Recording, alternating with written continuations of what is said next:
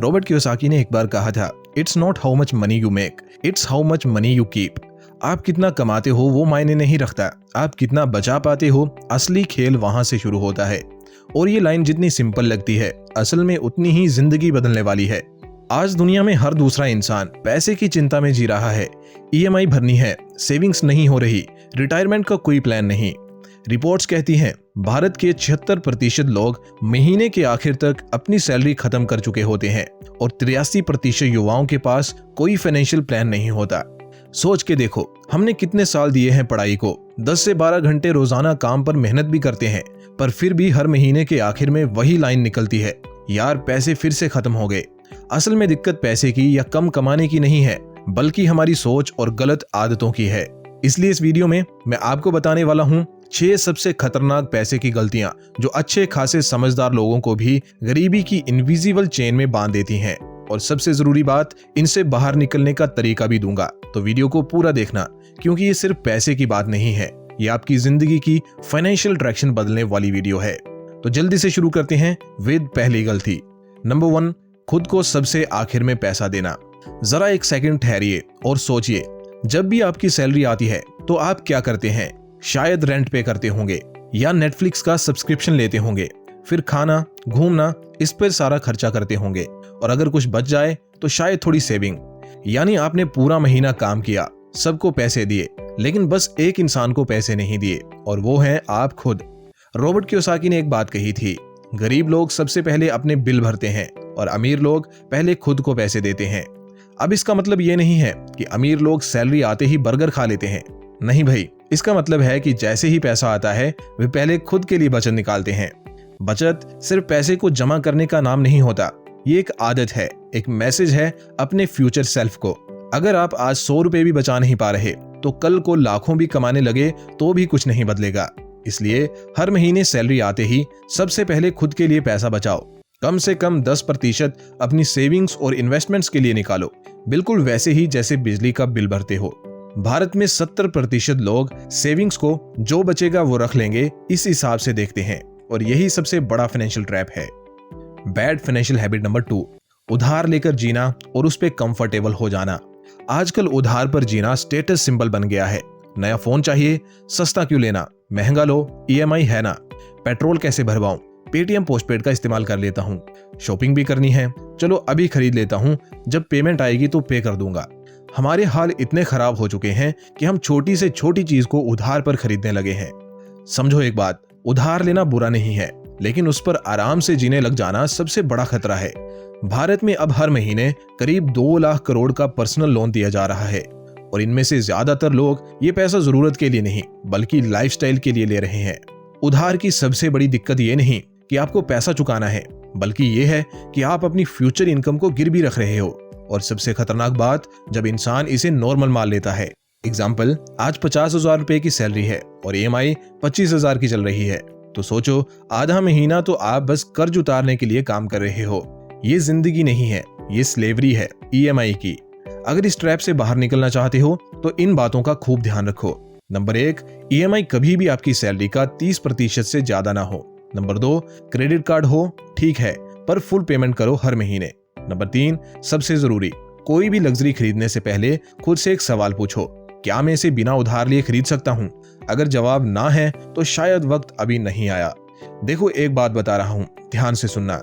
आज जो आपको उधारी पे सामान खरीदने की वजह से खुशी मिल रही है, वही कल के तनाव और अफसोस की सबसे बड़ी वजह बनेगी। अब आइए अगली बुरी आदत के बारे में जानते हैं। नंबर 3, इमरजेंसी फंड ना बनाना। हम में से ज्यादातर लोग मानते हैं कुछ नहीं होगा यार, सब बढ़िया है, लेकिन इमरजेंसी पूछकर नहीं आती, और अक्सर सबसे गलत टाइम पर ही आती है। ये कोई मेडिकल इमरजेंसी हो सकती है, नौकरी चली जा सकती है, घर में अर्जेंट खर्चा आ सकता है, और उस वक्त सबसे बुरा एहसास ये होता है, काश मैंने इमरजेंसी फंड बनाया होता। 2023 में किए गए एक सर्वे के मुताबिक भारत में 78% लोग एक भी महीने की सेविंग्स के बिना जी रहे हैं। यानी अगर आज नौकरी गई तो कल से स्ट्रगल शुरू। इमरजेंसी फंड वो पैराशूट है जो तब काम आता है जब आपकी फाइनेंशियल फ्लाइट हिचकोले खाने लगती है, और अगर आपके पास ये पैराशूट नहीं है तो क्रैश लैंडिंग तय है। इसलिए जल्द से जल्द अपने मंथली एक्सपेंसेस का कम से कम 6 महीने का बफर बनाओ। ये पैसा म्यूचुअल फंड या फिक्स डिपॉजिट जैसे सेफ इंस्ट्रूमेंट में रखो। और ध्यान रखना, इमरजेंसी फंड आईफोन फंड नहीं होता। इसे तभी यूज करो जब सच में इमरजेंसी हो। अब मेरे साथ एक दफा गंभीरता से सोचो, अगर घर में किसी को अचानक हॉस्पिटल में एडमिट करना पड़े और आप पैसों के लिए इधर उधर भाग रहे हो, तो उस समय आपको किस तरह का गिल्ट, किस तरह की बेबसी महसूस हो रही होगी। अगर आप नहीं चाहते कि आपको कभी इस तरह का गंदा एहसास करना पड़े, तो इमरजेंसी फंड जरूर बनाओ।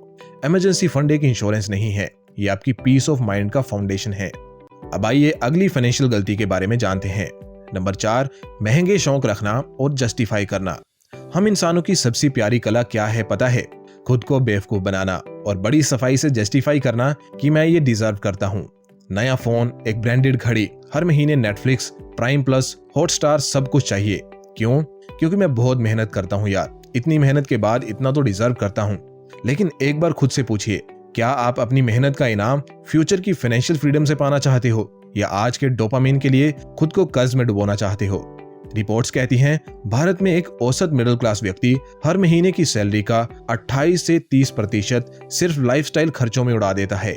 ब्रांडेड कपड़े, बाहर खाना, गैजेट्स और OTT सब्सक्रिप्शन में।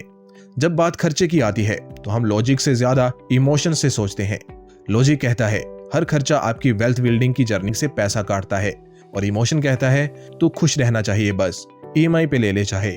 और ये सब वहीं से चालू होता है। मेरे दोस्त ने भी तो लिया है, मेरी सोशल इमेज है, बर्थडे है मेरा यार। लेकिन याद रखो, जो लोग लाइफस्टाइल दिखाने के चक्कर में पड़ जाते हैं, उनकी लाइफ ही स्ट्रगल बन जाती है। अब मैं आपको इस झमेले से निकलने का सोल्यूशन बताऊंगा, इसलिए ध्यान से सुनना। हर महीने के लिए गिल्ट फ्री स्पेंड लिमिट बनाओ। मान लो 5,000 रुपए की आपकी लिमिट है, तो इतने तक कुछ भी लो, उस पर गिल्ट फील मत करो, लेकिन उससे ज्यादा no excuses. Once limit breach हो गई तो उसके बाद चाहे आपको कोई चीज कितनी भी पसंद क्यों ना आए, बस रुक जाओ, पीछे हट जाओ। बैड फाइनेंशियल हैबिट नंबर 5, सिर्फ बचत पे फोकस करना, कमाई बढ़ाने की सोच ही नहीं रखना। कुछ लोग अपनी पूरी एनर्जी इस बात में लगा देते हैं कि टूथपेस्ट 5 रुपए सस्ता कहाँ मिलेगा, लेकिन ये कभी नहीं सोचते कि महीने में 5,000 रुपए ज्यादा कैसे कमा ले।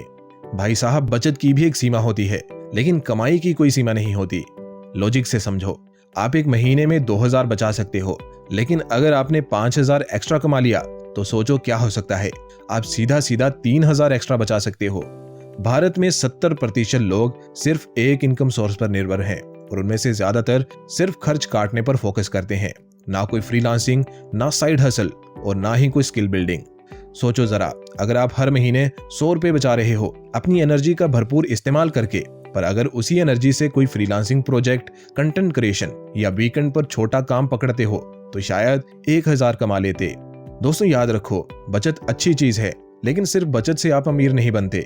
इसलिए पहले अपनी कमाई बढ़ाने पे ध्यान दो, अपनी स्किल्स अपग्रेड करो। फ्री में यूट्यूब, कोर्सेरा, स्किल शेयर जैसी जगहों पर सीखो। वीकेंड हसल शुरू करो, graphic design, resume writing, content creation, home tuition, कुछ भी। 10 रुपए कम खर्च करने से अच्छा है 100 रुपए एक्स्ट्रा कमाना सीखो, क्योंकि सेविंग्स की एक लिमिट होती है, लेकिन इनकम का लिमिट सिर्फ स्काई होता है। दोस्तों, अब तक आप अपनी 5 खराब फाइनेंशियल आदतों का सामना कर चुके हो। ये दर्शाता है कि आप अपने वित्तीय सुधार के लिए कितने गंभीर हो। दोस्तों, अब बस एक आखिरी पॉइंट बचा है। उस पॉइंट की तरफ जाने से पहले मेरी आपसे गुजारिश है कि आप इस वीडियो को लाइक कर दो और चैनल को भी सब्सक्राइब कर दो। इससे हमारा आपके साथ रिश्ता हमेशा का बन जाएगा। अब आइए जानते हैं 6 बैड फाइनेंशियल हैबिट के बारे में।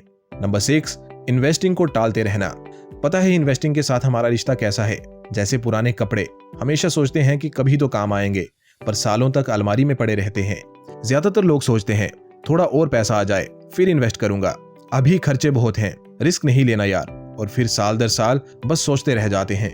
भारत की आबादी 140 करोड़ से ज्यादा है, लेकिन स्टॉक मार्केट में एक्टिव इन्वेस्टर्स सिर्फ 8 करोड़ लोग हैं, और इनमें से भी बहुत लोग सिर्फ ट्रेडिंग एप्स डाउनलोड करके बैठे हैं, लेकिन सीरियस इन्वेस्टिंग बहुत कम लोग करते हैं।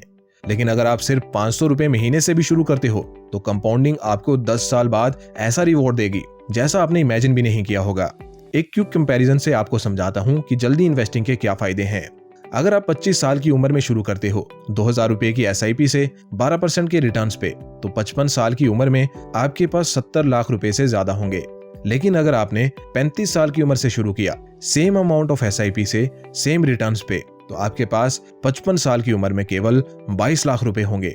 अब खुद डिसाइड करिए, सिर्फ 10 साल डिले से 48 लाख का लॉस चाहिए या जल्दी शुरू करके कंपाउंडिंग का फायदा चाहिए? तो करना क्या है, 500 या 1,000 रुपए से शुरू करो, डर मत रखो, SIP चालू करो, म्यूचुअल फंड हो, इंडेक्स फंड हो, बस कंसिस्टेंसी रखो। और हाँ, PPF या NPS जैसे ऑप्शंस भी हैं जहां रिस्क कम है, रिटर्न स्टेडी है। मेरी ये बात ध्यान से सुनना, पैसा बचाने से सिर्फ आप सरवाइव कर सकते हो, लेकिन पैसा इन्वेस्ट करने से आप आजाद हो सकते हो। दोस्तों, ये आदतें अगर आपके अंदर भी हैं तो आपको ठहर के सोचने की जरूरत है और खुद को बदलने की जरूरत है।